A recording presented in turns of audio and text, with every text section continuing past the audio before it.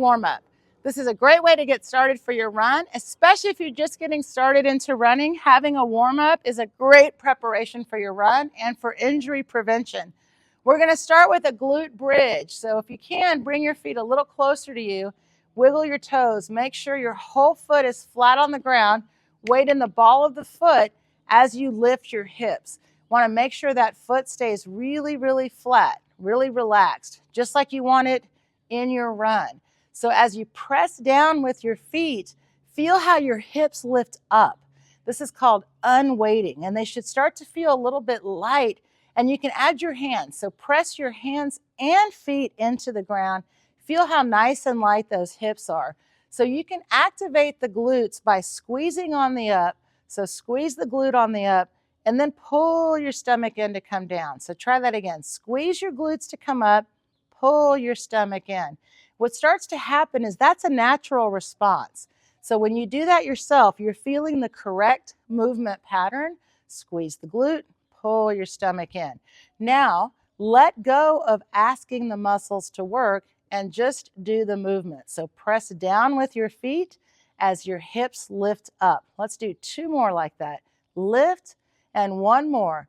Great. All right, now you're going to come down, and it's called a toe touch. And I'm going to do opposite arm to opposite leg. If this is a challenge to do this range of motion, then please start by keeping one leg on the ground, one foot on the ground, one leg lifted. It's still opposite hand to opposite foot, or you can touch your ankle or your calf or your knee. You can leave the leg bent. You can start right here. This is fine. Start where you can. What you want to feel is you're just doing opposite hand to opposite foot. And of course, you're going to get a lot of good hip flexor, a lot of core.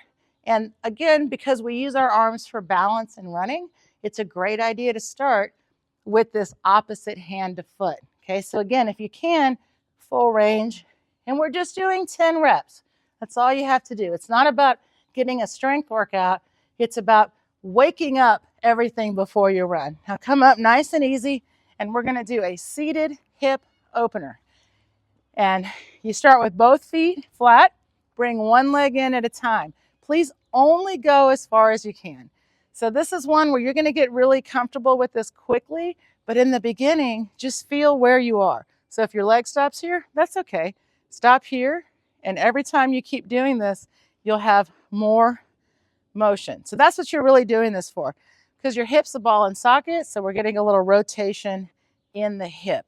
So these are just 3 really basic exercises that, by the way, you could do even if you weren't running. But these are 3 that I do before I even leave the house or get on the treadmill, whatever it is you're going to do. Those base 3. So you could do those even before you go out for your run. So those 3 are like, you can even do them before you get your shoes on or anything else.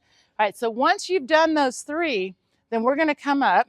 So come up nice and easy. And we're going to prepare for running, right?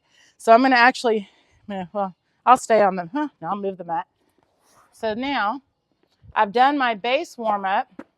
So now I'm going to stand up, and I'm going to stand here, and I'm going to do 5 catch the ankles. Remember, we want to pull as our action in our run.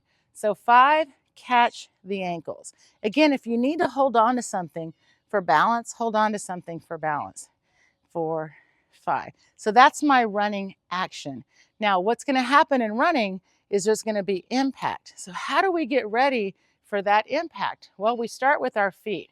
So I'm going to ask you to do 4 to 5 ankle circles. See what I'm doing?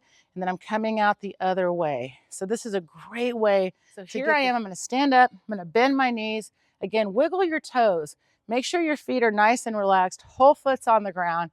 And what I want you to do first is 5 arm swings back and then forward. Okay? So again, I really want to make sure that I'm able to do a full arm swing.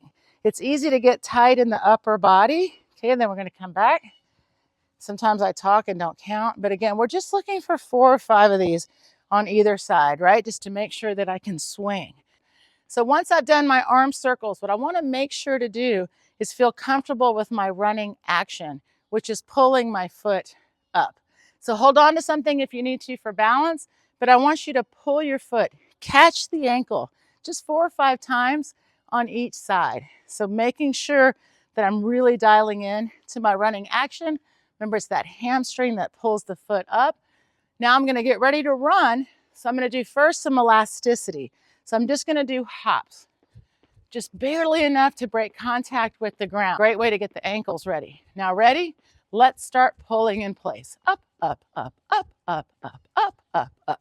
So before you go for a run, see, I'm running in place.